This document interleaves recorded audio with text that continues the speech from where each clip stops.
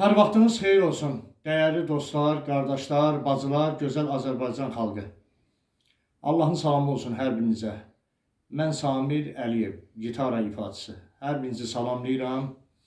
Hər birinizə bu Ramazan ayında can sağlığı, uzun ömür, bol-bol ruzu bərəkət diləyirəm Ulu Tanrıdan. Mənim əzizlərim, mən də bir neçə gündür izləyirəm, qulaq asıram bu gedən söhbətlərə, musiqiçilər haqqında.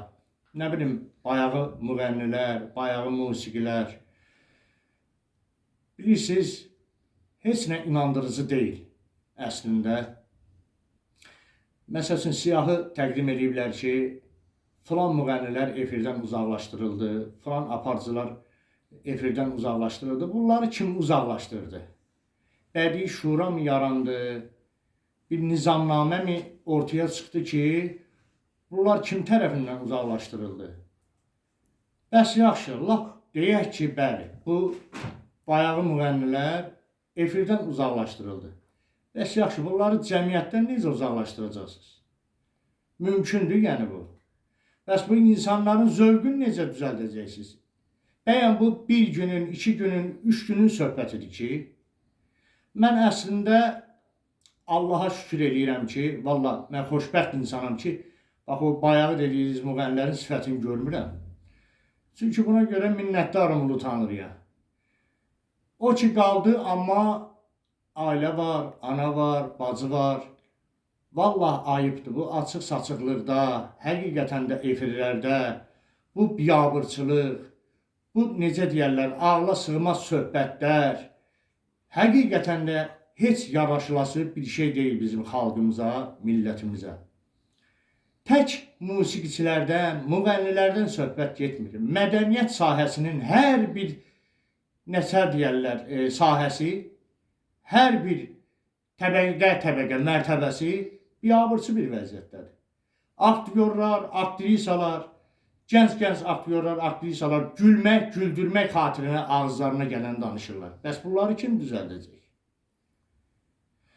Ona görə mənim əzizlərim, həqiqətən də çox acınacaqlı bir vəziyyətdir.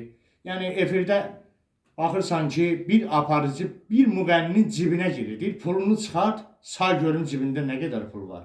Yaxşı, bu aparıcının deyək ki, nəsə bir çatışmamazlığı var, bir xəstəliyi var.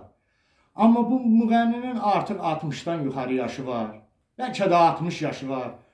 Bu çıxardı bu xalqın gözünün qarşısında 100, 200, 300, nə bilim, 1000, 1500 sayır. Bəs bu necə axı, bu hansı kişiliyə yaraşır, düzgündürmü bu? O 5 manata, 10 manata möhtac olan insanlar var. Onu görəndə əlbəttə ki, deyəcək, ay filan kəs, mənə kömək elə, dəstək ol. Sənin də ağlından nə keçir, sən də deyəcəksən ki, əşi, bu kimsəsizdir, yetimlər evində böyüyüb, kimsə üzür istəyirəm.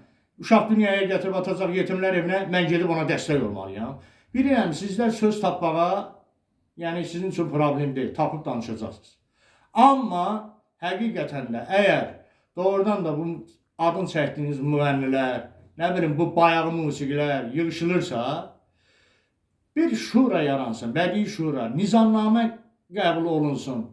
10 nəfərdən, 15 nəfərdən ibarət bir heyət, xalq artistləri, əməkdar artistlər bir qərara gəlsinlər. Efirə nəyi buraxmaq olar? Bu açıq-saçıq işlər nə daxil, geyim, keçim. Yenə də deyirəm, vallahi yaxşı ki, mən onu görmürəm. Bir kriminal veriliş efirə gedəndə, kriminal bir tərkibi ciddi olanda elan olunur ki, ürəyi zəiflər, uşaqlar ekrana yaxın əyləşməsin, dinləməsin. Bəs yaxşı, bu açıq-saçıq gözəllər, gözəlçələr efirdə olanda nə deyirsiniz? Ekrana biraz da yaxın əyləşin. Bəs yaxşı, bunda onda yaxşı, bu ürəyi xarablar, ürəyi xəstələr, ürəyi zəiflər ona neynəsin?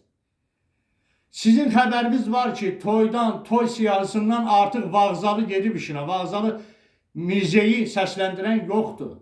Gənc nəsil necə böyüyür, necə böyüyür bilinmir. Yəni, bunlara əncam çəkmək lazımdır. Elə bu yalandan ki, deyirsiniz, müğənnilər efirdən uzaqlaşdırır, bu 5 günlük, 3 günlük şeydir, elə bunun özü də bir şoudur. Yəni, qərar verirsiniz, ciddi verin. Cəmaatı az ələ salın, alladın, nə bilim, vallah biabırçılıqdır. biabırçılıq. Allah axırımızı xeyir eləsin.